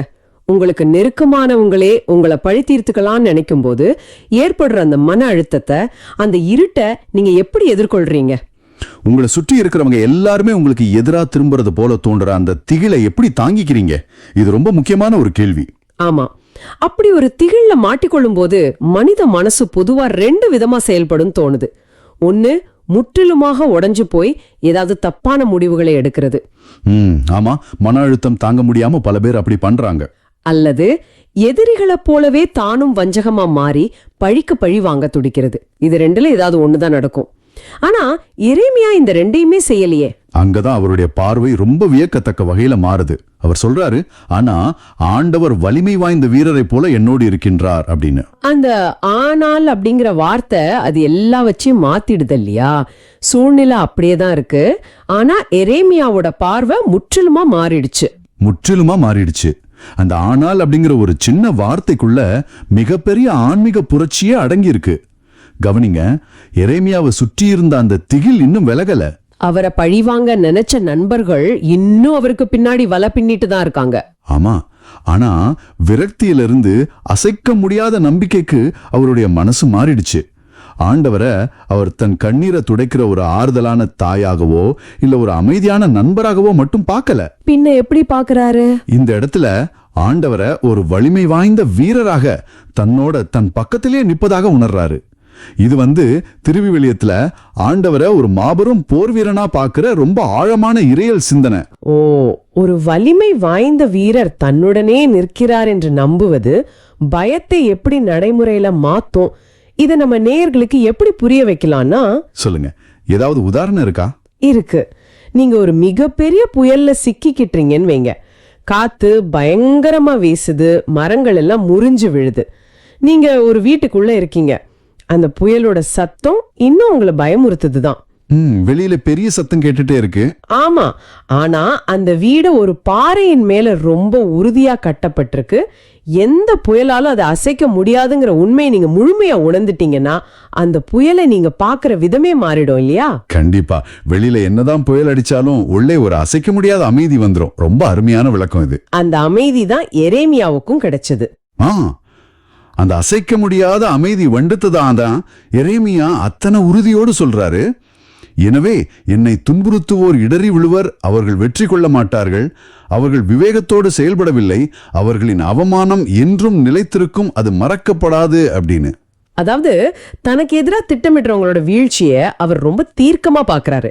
ஏன்னா அவரோட இருக்கிற சர்வ வல்லமை உள்ள ஆண்டவர் அந்த பாறையை போன்றவர். நேர்களே, உங்களிடமே நாங்கள் கேட்கிறோம், இன்றைய நவீன உலகத்துல உங்க மேல சுமத்தப்படுற பொய் குற்றச்சாட்டுகளோ, உங்களை அழுத்துற கடன் பிரச்சனையோ, அல்லது அலுவலகத்துல நடக்கிற சூழ்ச்சிகளோ உங்களை அச்சுறுத்தும் போது, இந்த வலிமை வாய்ந்த வீரர் உங்களுடன் இருக்கிறார் என்ற சிந்தனை உங்க பயத்தை எப்படி மாத்தும்னு யோசிச்சு பாருங்க. சரி, அவர் ஒரு வலிமையான வீரரா இருக்கிறாரு அப்படிங்கறத மனசு ஏத்துக்கிடுச்சு. ஆனா நடைமுறையில இது எப்படி சாத்தியமாகும்? அதான் எனக்கும் ஒரு சந்தேகம். நேயர்களின் சார்பாக நான் ஒரு சவாலான கேள்வியை கேட்கிறேன். இப்போ இருக்கிற சோஷியல் மீடியா உலகத்துல யாராவது நம்மளை பத்தி தப்பா பேசினாலோ, நம்மளை அவமானப்படுத்தினாலும் உடனே நாமும் அவங்கள பத்தி 4 வார்த்தை திரும்ப பேசணும் தானே தோணும். ஆமா, அதுதான் இப்போதைய வழக்கம். அல்லது அவங்கள கேன்சல் செய்யணும் தானே இந்திய சமூகம் சொல்லி கொடுக்குது. அடிக்கு அடி பதிலுக்கு பதில் அப்படிங்கிறது தானே இப்போ ட்ரெண்டு. இப்படிப்பட்ட சூழல்ல நமக்கு ஒரு அநீதி நடக்கும்போது ஆண்டவர் பார்த்து பாருன்னு நம்ம நியாயத்தை அவர்கிட்ட மட்டும் விட்டுட்டு அமைதியா இருக்கிறது, சொல்லுங்க. அது ஒரு வகையில கோழைத்தனம்னு பலரும் நினைக்கிறாங்களே. நாம அமைதியா இருந்தா நாம தோத்துட்டோம், நாம செஞ்ச தப்ப ஒத்துக்கிட்டோம் தானே இந்த உலகம் நினைக்கும். இது ரொம்ப யதார்த்தமான, பலருடைய மனசுலயும் எழுகிற நியாயமான கேள்விதான். ஆனா பழிவாங்கிற எண்ணத்தை விட்டுட்டு நம்ம நியாயத்தை ஆண்டவர்கிட்ட ஒப்படைப்பது கோழைத்தனம் கிடையாது. அதுதான் இருப்பதிலேயே மிகப்பெரிய தைரியம். ஓ, அப்படி சொல்றீங்களா? அதை எப்படி நாம புரிஞ்சுக்கலாம்? இத எரேமியாவோட வார்த்தைகள்ல இருந்தே நம்ம தெரிஞ்சுக்கலாம். அவர் ஜெபிக்கிறாரு, படைகளின் ஆண்டவரே, நேர்மையானவரை சோதித்தறிபவரும் உள்ளுணர்வுகளையும் இதய சிந்தனைகளையும் அறிபவரும் நீரே. நீர் என் எதிரிகளை பழிவாங்குவதை நான் காண வேண்டும், ஏனெனில் என் வழக்கை உம்மிடம் எடுத்துரைத்துள்ளேன். இதை கொஞ்சம் விரிவாக கூறுங்களேன். என் வழக்கை உம்மிடம் எடுத்துரைத்துள்ளேன் என்பதன் ஆழமான அர்த்தம் என்ன? அதாவது நாம ஒருத்தரை பழிவாங்க நினைக்கும் போதோ, அல்லது நமக்கு எதிராக பரப்பப்படுற ஒவ்வொரு வதந்திக்கும் நாம பதில் சொல்லிக்கிட்டு இருக்கும் போதோ நாம என்ன செய்யறோம்? அவங்க கூட சண்டை போடுறோம். ஆமா, நமக்கு அநீதி செஞ்சவங்களோட அதே கீழ்நிலைக்கு நாம இடங்குறோம். நம்முடைய அமைதியையும் நேரத்தையும் ஆற்றலையும் அந்த எதிர்மறையான எண்ணங்களுக்கு பலியாக்குறோம். ஆனா எரேமியா என்ன சொல்றாரு கவனிங்க. உள்ளுணர்வுகளையும் இதய சிந்தனைகளையும் அறிபவரும் நீரே அப்படின்னு சொல்றாரு. சரியா சொன்னீங்க. மனிதர்களாகிய நமக்கு ஒரு செயலோட வெளிப்புறம் மட்டும்தான் தெரியும். யாரு என்ன வாட்ஸ்அப் மெசேஜ் அனுப்பினாங்க, யாரு யாருகிட்ட என்ன கோல் மூட்டினாங்க அப்படிங்கறது மட்டும்தான் மனித கண்களுக்கு தெரியும். ஆனா ஆண்டவருக்கு மனிதர்களுடைய இதய சிந்தனைகள் தெரியும். அவங்களுடைய உண்மையான வஞ்சக நோக்கம் அவருக்கு மட்டும்தானே தெரியும். அதுதான் விஷயம். ஆண்டவருக்கு எல்லாம் தெரியும். ஆமா, நம்மள தப்பா புரிஞ்சுக்கணும்னு முன்கூட்டியே முடிவு பண்ணிட்டவங்க கிட்ட போய் நம்முடைய நியாயத்தை நிரூபிக்க போராடுறது எவ்வளவு பெரிய நேர வேறையும் இல்லையா? அது நம்ம ஆன்மாவை எவ்வளவு சோர்வடைய செய்யும். ரொம்ப சரியா சொன்னீங்க. அதனாலதான் எரேமியா தன் நியாயத்தை மனிதர்கள் கிட்ட நிரூபிக்க போராடல. அவர் தன் கோபத்தையும் தனக்கு நடந்த அநீதியும் ஒரு வழக்கறிஞர்கிட்ட தன் வழக்க முழுமையா ஒப்படைப்பது போல படைகளின் ஆண்டவர்கிட்ட ஒப்படைச்சிடுறாரு. ஓ, ஒரு கேஸ் ஃபைல் பண்ற மாதிரி. ஆமா, ஆண்டவர் வழங்குற நீதி முழுமையானது. அந்த படைகளின் ஆண்டவர்கிட்ட நம்ம வழக்க ஒப்படைச்சிட்டு அந்த பழிவாங்கிற பாரத்திலிருந்து விடுபட்டு நாம சுதந்திரமா இருக்கிறது தான் உண்மையான வெற்றி. அது கோழைத்தனம் அல்ல, அது மனித இயல்பை தாண்டிய ஒரு ஆன்மீக முதிர்ச்சி அப்படின்னு சொல்றீங்க. கண்டிப்பா, நீங்க சொல்றது 100க்கு 100 உண்மை. நீங்க சொல்றத கேட்கும்போது உண்மையிலே நெஞ்சில இருந்து ஒரு பெரிய பாரம் இறங்குறது போல இருக்கு. நேர்களே, இதை நீங்க ஆழமா உள்வாங்கிக்கணும். உங்களுக்காக வழக்காட ஆண்டவர் இருக்கிறார். ஆமா, இந்த அநீதிய, அந்த துரோகத்தை ஆண்டவரே என் வழக்கை உம்மிடம் எடுத்துரைத்துள்ளேன் அப்படின்னு சொல்லிட்டு முழுமையா அவர் கையில விட்டுடுங்க. அந்த வழக்க அவர் ரொம்ப சரியா கையாளுவார். அப்படி முழுமையா ஆண்டவர்கிட்ட தன் வழக்க ஒப்படைச்ச பிறகு எரேமியாவோட மனநிலையில ஏற்படுற அந்த இறுதி மாற்றம் இருக்கு, அது ஒரு மிகப்பெரிய ஆச்சரியம். அதை நாம் இந்த வாசகத்தோட கடைசி வசனத்துல பாக்குறோம். ஆமா, அந்த வசனம் ரொம்ப சிலிர்ப்பானது. ஆண்டவருக்கு புகழ் பாடுங்கள், அவரை புகழ்ந்தேத்துங்கள், ஏனெனில் அவர் வறியோரின் உயிரை தீயோரின் பிடியினின்று விடுவித்தார். இந்த இடத்துல ஒரு இலக்கண ரீதியான ஆச்சரியம் ஒழிஞ்சிருக்கு பாத்தீங்களா? இலக்கண ரீதியான ஆச்சரியமா? என்னது அது? எரேமியா அந்த வரிகளை சொல்லும் போது அவர் இன்னும் அந்த ஆபத்துல தான் இருக்காரு. நண்பர்களோட துரோகம் தொடருது, எதிரிகள் அவரை இன்னும் சூழ்ந்துதான் இருக்காங்க, பிரச்சனை இன்னும் தீரவே இல்லை. ஆமா, உண்மைதான். ஆனா அவர் எந்த காலத்துல பேசுறாரு பாருங்க. விடுவித்தார் அப்படின்னு கடந்த காலத்துல பேசுறாரு. ஆண்டவர் என்னை காப்பாற்றுவார்னு அவர் எதிர்காலத்துல சொல்லல, காப்பாற்றி விட்டார்னு முன்கூட்டியே சொல்லி கொண்டாடுகிறாரு. ஆஹா, இது எனக்கு ஒரு பெரிய திறப்பு கொடுக்குது. விசுவாசம்னா என்ன அப்படிங்கறத இதை விட அழகா விளக்கவே முடியாது. நேயர்களே, உங்ககிட்டயே இதை நான் இணைக்க விரும்புறேன். சொல்லுங்க. நம்மளோட வழக்கமான மனித இயல்பு என்ன? ஒரு பிரச்சனை வந்ததும் ஆண்டவர்கிட்ட ஜெபிப்போம். அந்த பிரச்சனையெல்லாம் முழுமையா தீர்ந்த பிறகு, நம்ம மானம் தப்பிய பிறகு, ஆண்டவரே நன்றின்னு ஒரு மெழுகுவர்த்தியோ காணிக்கையோ செலுத்துவோம். இது சாதாரண பழக்கம். ஆமா, எல்லாருமே செய்யறதுதான் அது. ஆனா பிரச்சனை உச்சத்துல இருக்கும் போதே, நாலாபுறமும் நெருக்கடிகள் சூழ்ந்திருக்கும் போதே, உங்க மேல இருக்கிற குற்றச்சாட்டு இன்னும் விசாரணையில இருக்கும் போதே, என் ஆண்டவர் என்னை காப்பாற்றி விட்டார், என் வலிமையான வீரர் என் வழக்க ஜெயித்து விட்டார்னு நம்பி புகழ் பாடுறதுதான், அதுதான் உண்மையான விசுவாசம். மிக அருமை. இது இறையல்ல, தீர்க்க தரிசன உறுதி அப்படின்னு சொல்லப்படும். ஆண்டவர் நிச்சயம் காப்பாற்றுவாருங்கிற நம்பிக்கை அவருக்குள்ள 100% முழுமையா வந்துட்டதால விடுதலை கிடைக்கும் முன்பே அவர் முன்கூட்டியே ஆண்டவரை புகழ்ந்து பாடுறாரு. ஓ, தீர்க்க தரிசன உறுதி ரொம்ப ஆழமான வார்த்தை. ஆமா, இது வெறும் உணர்ச்சி பூர்வமான வார்த்தைகள் கிடையாது. இது மூளையோட சிந்தனை ஓட்டத்தையே மாத்துற ஒரு ஆன்மீக செயல்பாடு. நேர்களே, உங்களுடைய தற்போதைய போராட்டங்களுக்கு நடுவுலையும் உங்களால இப்படி புகழ் பாட முடியுமா? இருட்டுல உட்கார்ந்துகிட்டு வெளிச்சம் வந்துருச்சு நம்பி உங்களால பாட முடியுமா? கண்களை மூடி ஒரு நிமிஷம் சிந்திச்சு பாருங்க. நாம இதுவரைக்கும் எரேமியாவோட இடத்துல நின்னு நாம பாதிக்கப்பட்டா எப்படி உணர்வோன்னு மட்டும்தான் சிந்திச்சுக்கிட்டு இருந்தோம். ஆனா இத நிறைவு செய்யறதுக்கு முன்னாடி முற்றிலும் மாறுபட்ட ஒரு சிந்தனையை உங்க முன்னாடி வைக்க விரும்புறேன். என்ன சிந்தனை அது? கொஞ்சம் யோசிக்க வைக்கிற மாதிரி இருக்கே. நாம எப்பவுமே நம்மள அந்த வறியோர் இடத்துலயும் பாதிக்கப்பட்டவர் இடத்துலயும் தானே வச்சு பாக்குறோம். ஆனா எப்போதாவது நாம அந்த நண்பர்கள் இடத்துல இருந்திருக்கோமா? ஓ, நீங்க சொல்றது ரொம்ப உறுத்துதே. அதாவது நாம யாருக்காவது சுற்றிலும் திகிலாக இருந்திருக்கோமான்னு கேக்குறீங்களா? சரியா, அதேதான். நாம யாருடைய வீழ்ச்சிக்காகவாது காத்திருக்கோமா? அலுவலகத்திலோ குடும்பத்திலோ யாராவது ஒருத்தரை பத்தி தப்பா பேசும்போது நாமும் அந்த வாட்ஸ்அப் குரூப்ல இணைஞ்சுக்கிட்டு அவங்க நல்ல பேரை கெடுக்கிற வதந்திகள்ல பங்கு பெற்றிருக்கோமா? பல நேரங்கள்ல நாமளே அறியாம செஞ்சிருப்போம். அப்படி செஞ்சிருந்தா நாம எரேமியாவோட நிலையில இல்ல, எரேமியாவை துன்புறுத்திய அந்த தீயோரின் நிலையில தான் நாம இருக்கோம் அப்படிங்கறத உணர்ந்து அதில் இருந்து நாம மனமாற்றம் பெறணும். இது ரொம்ப ரொம்ப முக்கியமான ஒரு தியானம். இது உண்மையாகவே ஒரு சவுக்கடி போன்ற சிந்தனை தான். நம்முடைய செயல்கள் மற்றவங்களுக்கு கண்ணீரை வரவழைக்கிறதா இருக்கக்கூடாது. வாருங்கள் நேயர்களே, நாம இப்போ கடந்து வந்த இந்த பாதையை கொஞ்சம் சுருக்கமா திரும்பி பார்ப்போம். ஆமா, சுற்றிலும் ஒரே திகில், நெருங்கிய நண்பர்களே வீழ்ச்சிக்காக காத்திருக்கிறார்கள்ங்கிற ஒரு பயங்கரமான இருண்ட நிலையில தான் இந்த இறைவாக்குனரோட பயணம் தொடங்குச்சு. ஆனா அவர் அங்க உடைஞ்சு விடல. ஆனா ஆண்டவர் வலிமை வாய்ந்த வீரரை போல என்னோடு இருக்கின்றார் அப்படின்னு தன் பார்வையை மாத்திக்கிட்டாரு. அதுதான் முதல் ஆன்மீக வெற்றி. அதுக்கப்புறம் தனக்கு துரோகம் செஞ்சவங்களை தானா பழிவாங்க நினைக்காம தன்கிட்ட இருந்த நீதிக்கான வழக்கை உள்ளுணர்வுகளை அறியும் படைகளின் ஆண்டவர்கிட்ட முழுமையா ஒப்படைச்சாரு. பழிவாங்கிற அந்த நச்சு எண்ணத்திலிருந்து தன்னை விடுவிச்சுக்கிட்டாரு. இறுதியா தன் வழக்கை ஆண்டவர் கையில எடுத்துட்டாருங்கிற உறுதியோட பிரச்சனை முடியும் முன்பே முன்கூட்டியே விடுதலையின் பாடலை பாடி வெற்றியை சொந்தமாக்கிக்கிட்டாரு. இந்த ஆன்மீக பயணம் இன்றைய நவீன வாழ்வுக்கு ஒரு மிகச்சிறந்த வழிகாட்டி. கண்டிப்பா. நேர்களே, உங்களை சுத்தி யாரு உங்களுக்கு எதிராக திட்டமிட்டாலும் சரி, உங்களை காரப்படுத்த நினைச்சாலும் சரி, உங்களுடைய உள்ளுணர்வுகளை அறியும் படைகளின் ஆண்டவர் உங்களோடு ஒரு வீரரை போல நிற்கிறார். ஆமாம், உங்களை பாதுகாப்பது அவருடைய பொறுப்பு. எனவே உங்க மனக்கவலைய, பழிவாங்கும் எண்ணத்தை அவர்கிட்ட இறக்கி வைங்க.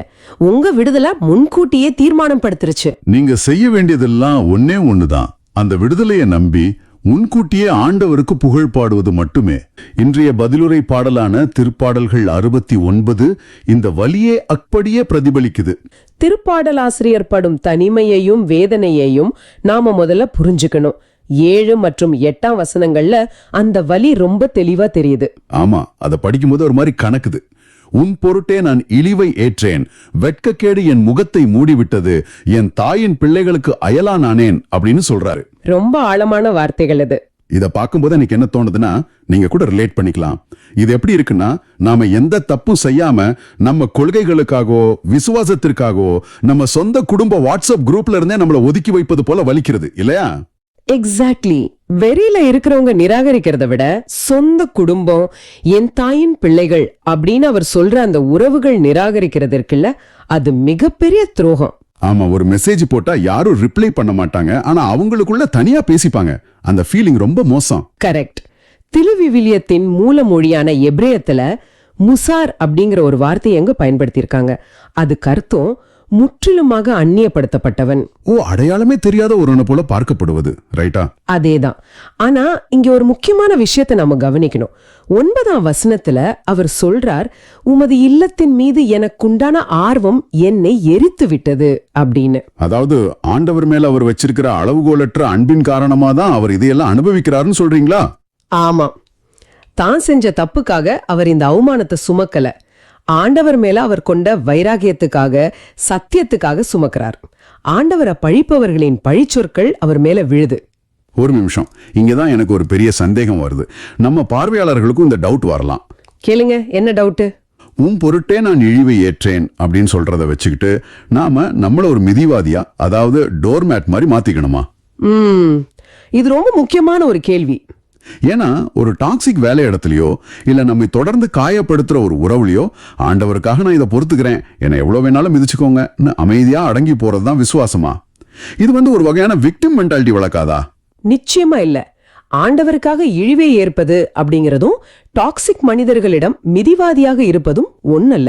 இதை நம்ம தெளிவா புரிஞ்சுக்கணும். அப்போ அவர் எப்படி இதை எதிர்கொள்றார்?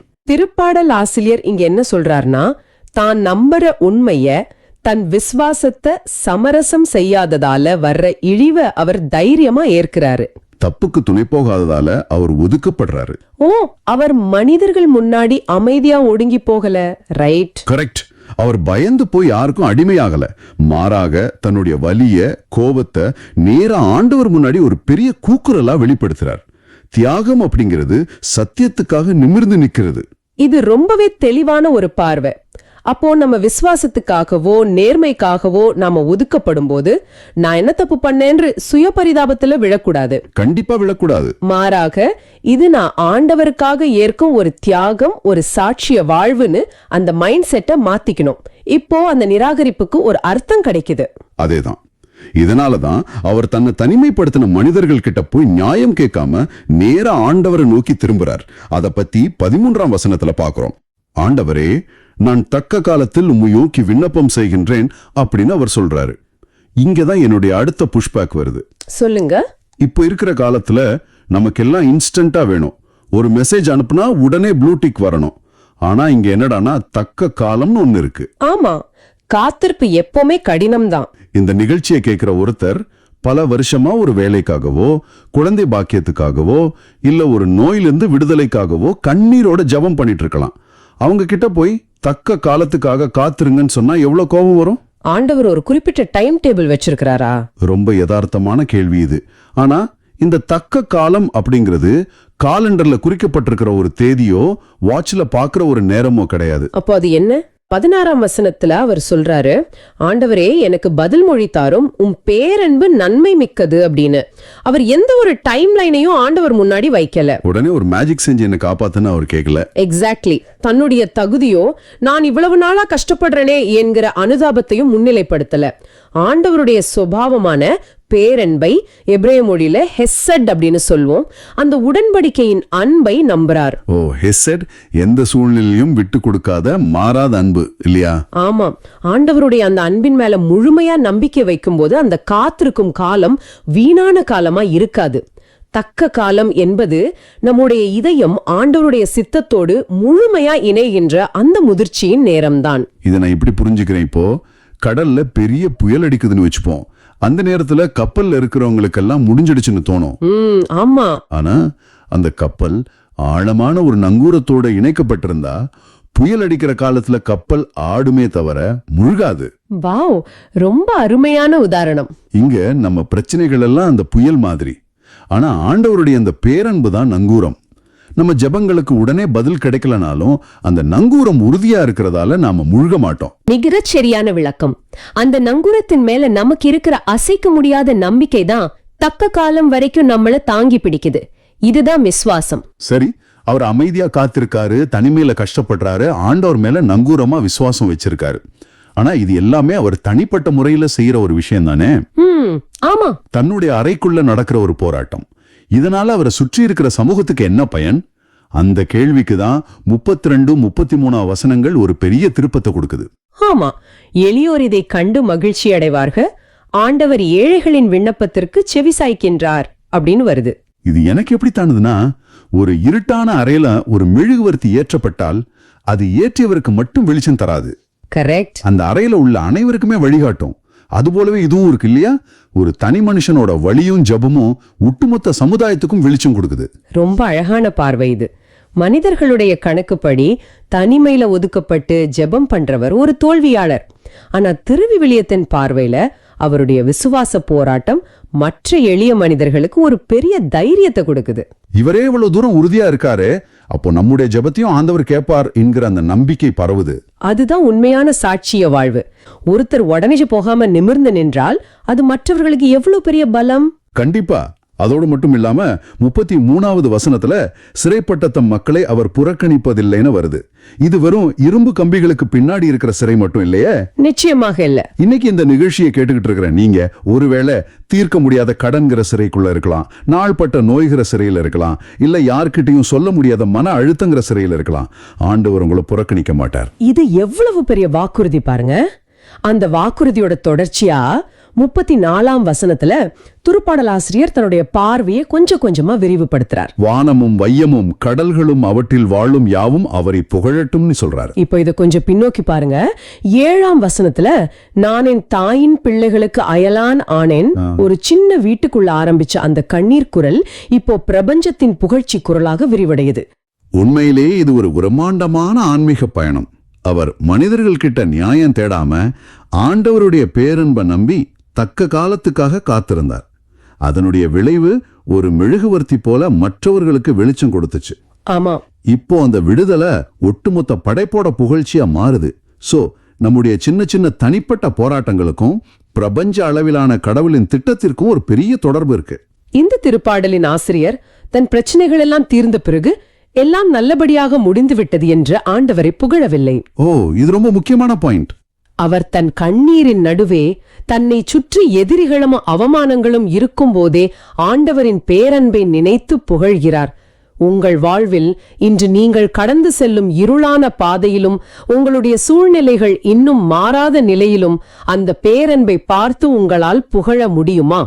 இதை நீங்களே சிந்தித்து பாருங்கள். எவ்வளவு ஆழமான கேள்வி. கண்ணீரின் மத்தியிலும் துதிப்பதுதான் உண்மையான விசுவாசம். இப்போ நீங்க சொன்னதெல்லாம் சரி.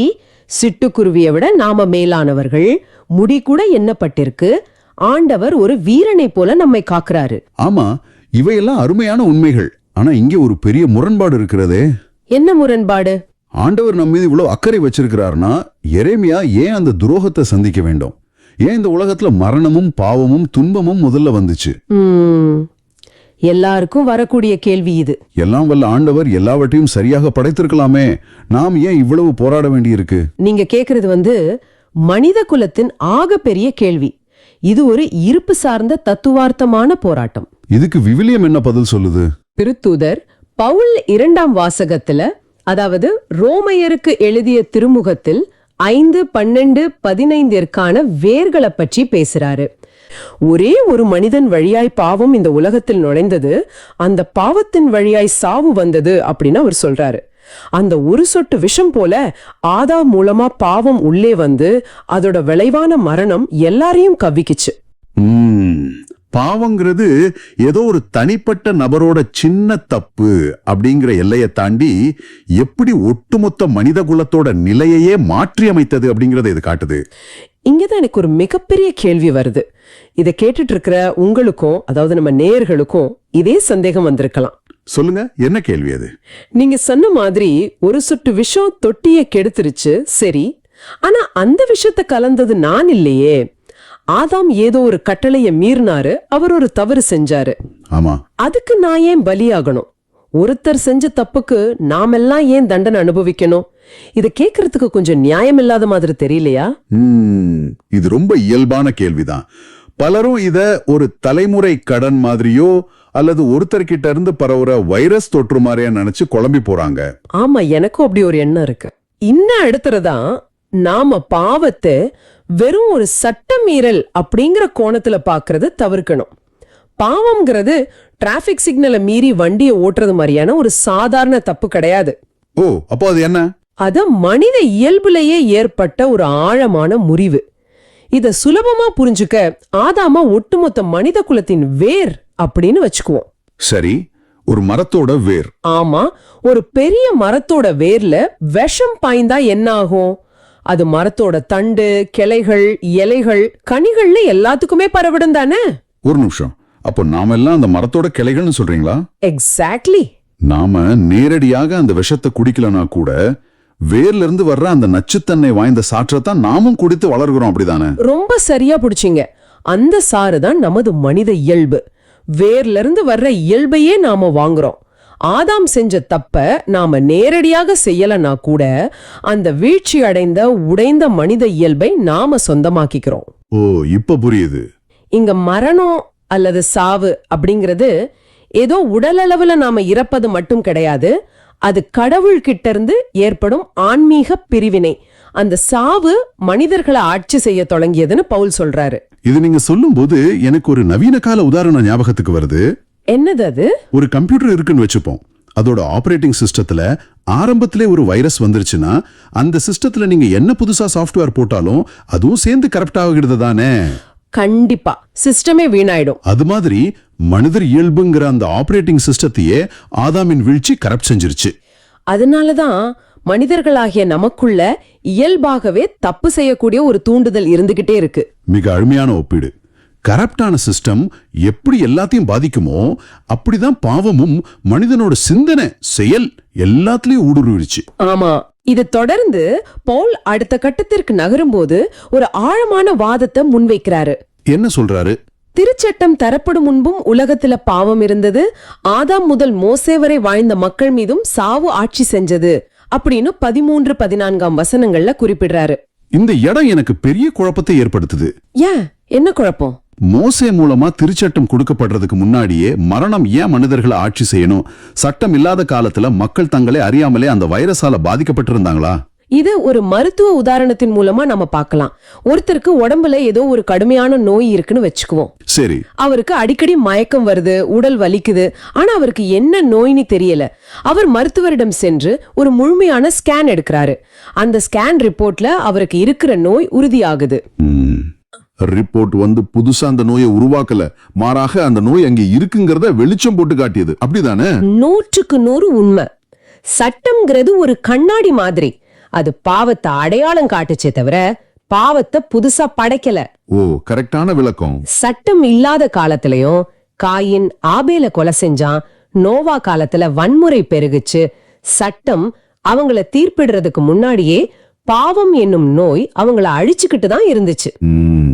ஆனா இந்த ஸ்கேன் ரிப்போர்ட் உதாரணத்தை வச்சு பார்க்கும்போது ஒரு ஸ்கேன் ரிப்போர்ட் நோயை காட்டும், ஆனா அது நோயை குணப்படுத்தாது இல்லையா? கண்டிப்பா குணப்படுத்தாது. சட்டம் மனிதர்களை குணப்படுத்த முடியலன்னா நாம முற்றிலும் நம்பிக்கையற்ற ஒரு நிலைமையில தானே இருக்கிறோம். அப்போ எதற்காக கடவுள் இந்த சட்டத்தை கொடுக்கணும்? மிக ஆழமான கேள்வி.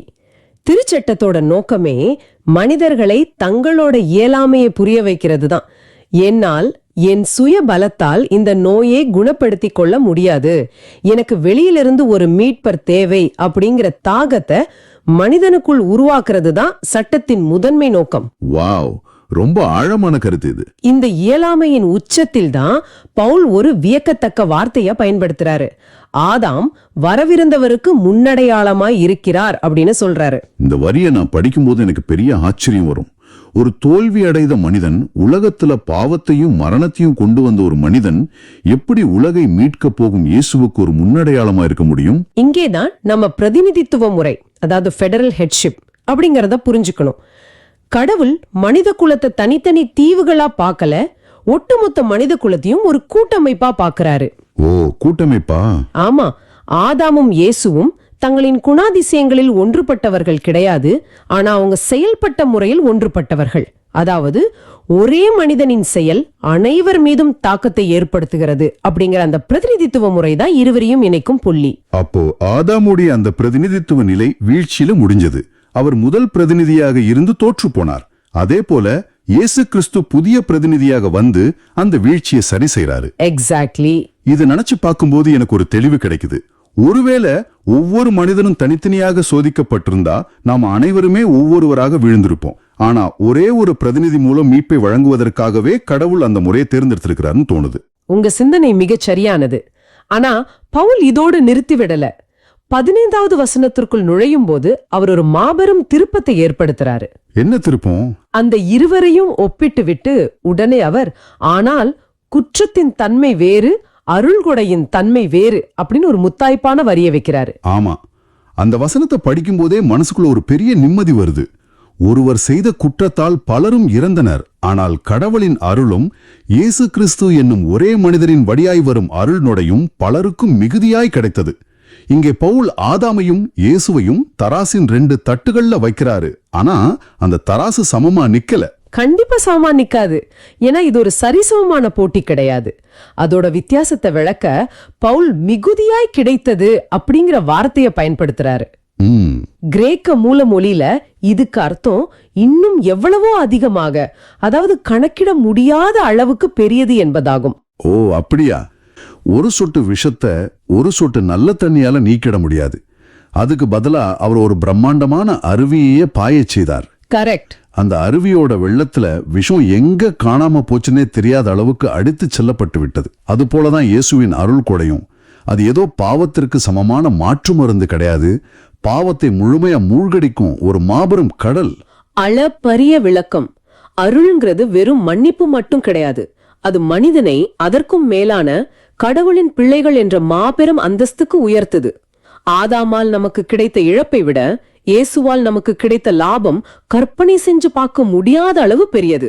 இந்த உண்மையை இன்றைய காலகட்டத்துல வாழ்ற இதை கேட்டுட்டு இருக்கிற பார்வையாளர்களோட வாழ்க்கையோட இணைத்து பார்க்கும்போது இது எவ்வளவு பெரிய விடுதலையை தருதுன்னு எண்ணி பாருங்க. உண்மைதான். இன்றைய உலகத்துல பலரும் தங்களை அறியாமலேயே ஒரு குற்ற உணர்ச்சிக்குள்ள சிக்கியிருக்காங்க. இது என் பரம்பரை சாபம், என்னால் இந்த மோசமான பழக்க வழக்கங்கள்ல இருந்து மீளவே முடியாது அப்படின்னு நினைச்சு மனம் உடைஞ்சு போறாங்க. தங்களால் திருந்தவே முடியாதுங்கிற ஒரு சுய வெறுப்பிலேயே வாழ்ந்து வர்றாங்க. ஆனா எந்த ஒரு பாவத்தையும் விட, எந்த ஒரு தலைமுறை தவறையும் விட இயேசு கிறிஸ்து என்னும் ஒரே மனிதரின் வழியாய் வரும் அருள் மிக பெரியது. உங்களின் கடந்த காலமோ அல்லது உங்கள் முன்னோர்களின் தவறுகளோ உங்களை கட்டி போட முடியாது. கண்டிப்பா முடியாது. ஏன்னா அதையெல்லாம் விட பல மடங்கு வலிமையான ஒரு அருள் கொடை உங்களுக்கு இயேசு வழியாக கொடுக்கப்பட்டிருக்கு. அந்த அருவியின் முன்னால் உங்களின் எப்பேற்பட்ட பாவமும் நிற்கவே முடியாது. அருமை. இதுதான் நற்செய்தியின் மையக்கரு. பாவம் ஒருபோதும் இறுதி வார்த்தை கிடையாது. அருள் கொடைதான் இறுதி வார்த்தை. இன்று நீங்கள் உங்களை எப்படி பார்க்கிறீர்கள்? ஆதாமின் வழியாய் வந்த பாவத்தின் நிழலில் குற்ற உணர்ச்சியிலும் தோல்வியிலும் வாழும் ஒருவராக உங்களை நினைத்துக் கொண்டிருக்கிறீர்களா? அல்லது இயேசு கிறிஸ்துவின் வழியாய் வந்த அந்த மாபெரும் அருள் கொடையின் ஒளியில் வாழும் ஒருவராக உங்களை பார்க்கிறீர்களா? அந்த ஜீவத்தண்ணீர் அருவி உங்களுக்காகவும் காத்து கொண்டிருக்கிறது என்பதை சிந்தித்து பாருங்கள். ஆமென்.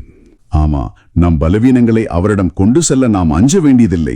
அவருடைய அருள் அதை முற்றிலுமாக மாற்றி அமைக்கும் வல்லமை கொண்டது. நிச்சயமா. இன்று நாம் பேசிய விஷயங்களை எல்லாம் ஒன்றாக இணைத்து பார்த்தா ஆரம்பத்துல நாம் பார்த்த அந்த சிறுவனின் நிகழ்வுதான் மீண்டும் நினைவுக்கு வருது. இருள் சூழ்ந்த உலகத்தில் நாம் நிற்கிறோம் என்பது நிஜம்தான். துரோகங்களும் சமூக வலைத்தளங்களின் தாக்குதல்களும் நோயும் வறுமையும் நம்மை அச்சுறுத்துகின்றன என்பது நிஜம். ஆனால் இவை எல்லாவற்றிற்கும் மேலாக நம் கையை பிடித்திருக்கும் ஆண்டவரின் கரம் பலமானது இல்லையா? ஆமா, ஆதாம் கொண்டு வந்த பாவத்தின் இருளை இயேசு தன் அருள்கொடை என்ற பேரொளியால் அழித்து விட்டார். எரேமியாவுக்கு வீரராக துணை நின்ற அதே ஆண்டவர் இன்றும் உங்களுக்காக போராட காத்திருக்கிறார். அதனாலதான் இயேசு அஞ்ச வேண்டான்னு திரும்ப திரும்ப சொல்றாரு. நேர்களே, நீங்கள் இப்போது உங்களையே கேட்டுக்கொள்ளுங்கள். உங்கள் தலையில் உள்ள ஒவ்வொரு முடியும் எண்ணப்பட்டுள்ளது. எந்த பயனும் இல்லாத ஒரு சிறு குருவியையே அவ்வளவு நுட்பமாக கவனித்து பாதுகாக்கும் இந்த பிரபஞ்சத்தின் படைப்பாளர் தன் சொந்த சாயலில் படைக்கப்பட்ட உங்கள் மீது எவ்வளவு தனிப்பட்ட அக்கறை கொண்டிருப்பார். அப்படியென்றால் நாளை நீங்கள் எதிர்கொள்ளப் போகும் எந்த ஒரு சூழ்நிலையிலும் எந்த மனிதரை கண்டும் நீங்கள் ஏன் பயப்பட வேண்டும்? உங்களை அச்சுறுத்தும் விஷயங்களை நாளை ஒரு புதிய தைரியத்தோடு எதிர்கொள்ளுங்கள். ஆண்டவரின் கரம் உங்களை பிடித்துக் கொண்டிருக்கிறது. உண்மையான விடுதலை இதுதான். இவ்வளவு நேரம் இந்த செய்தியை மிக கவனமாக உள்வாங்கிக் கொண்டிருந்த உங்களுக்காக நாங்கள் ஜெபிக்கிறோம். அன்புள்ள ஆண்டவரே, இந்த அருமையான நேரத்திற்காக உமக்கு நன்றி. உம்முடைய பேரன்பும் பேரிரக்கமும் எங்களை ஒருபோதும் கைவிடுவதில்லை என்பதை இந்த வாசகத்தின் வழியாக எங்களுக்கு உணர்த்தியதற்காக நன்றி. ஆம் ஆண்டவரே. நாங்கள் இருளில் நடக்கும் போதும் மற்றவர்களால் புறக்கணிக்கப்படும் போதும் உம்மையே பற்றிக்கொள்ளும் உறுதியை தாரும். எங்கள் ஜெபங்களுக்கான தக்க காலத்திற்காக காத்திருக்கும் பொறுமையையும் அசையாத விசுவாசத்தையும் எங்களுக்கு தந்தருளும். இந்த மாபெரும் அருள் கொடை உங்கள் ஒவ்வொருவரின் வாழ்விலும் மிகுதியாக பெருக வேண்டும். உங்களை கட்டியிருக்கும் அனைத்து தடைகளும் இந்த அருளின் வல்லமையால் உடைக்கப்பட வேண்டும் என்று மன்றாடுகிறோம். இன்று தனிமையிலும் துரோகத்தாலும் தவித்துக் கொண்டிருக்கும் ஒவ்வொரு நேயருக்கும் உமது வலிமையான கரத்தின் பாதுகாப்பை தாரும். அவர்களை காயப்படுத்தியவர்களை மன்னிக்கும் மனதையும் தங்கள் நியாயத்தை உமது பாதத்தில் இறக்கி வைக்கும் விவேகத்தையும் தாரும். நாங்கள் ஒருபோதும் மற்றவர்களுக்கு திகிலாக மாறிவிடாமல் இருக்க எங்களை காத்தருளும். எந்த சூழ்நிலையிலும் அவர்கள் உம்மில் நம்பிக்கை வைத்து முன்கூட்டியே உமக்கு புகழ் பாட அருள் தாரும். இதை கேட்கும் அனைவரும் உமது அமைதியை பெற்றுக் கொள்ளட்டும். தூய ஆவியானவர் தாமே இந்த நிகழ்ச்சியை பார்த்து கொண்டிருக்கும் நேயர்கள் ஒவ்வொருவருக்கும் உமது அளவற்ற துணிவை தர வேண்டும் என்று மன்றாடுகிறோம். ஆமாம் ஆண்டவரே. அவர்கள் வாழும் இடங்களில், பணிபுரியும் இடங்களில் எவ்வித உலகியல் பயமுமின்றி உமது சத்தியத்தின் சிறந்த சாட்சிகளாக வாழ அருள் புரியும். மெய்யாகவே. அவர்கள் உள்ளத்தில் இருக்கும் அத்தனை கவலைகளையும் பயங்களையும் வேரோடு அகற்றி உமது எல்லையற்ற அன்பின் அமைதியால் அவர்களை நிரப்புவீராக. எங்கள் ஆண்டவராகிய இயேசு கிறிஸ்துவின் பெயரால் மன்றாடுகின்றோம். ஆமென். ஆமென். இந்த ஆழமான பார்வை உங்களுக்கு பயனுள்ளதாக இருக்குதுன்னு நினைச்சா மத்தவங்களுக்கு இந்த வீடியோவை ஷேர் பண்ணுங்க. நற்செய்தியின் தூதராக இறையாட்சியை எடுத்துரைங்க. நன்றி. மீண்டும் நாளை சிந்திப்போம். இயேசுவுக்கே புகழ். அன்னை மரியே வாழ்க.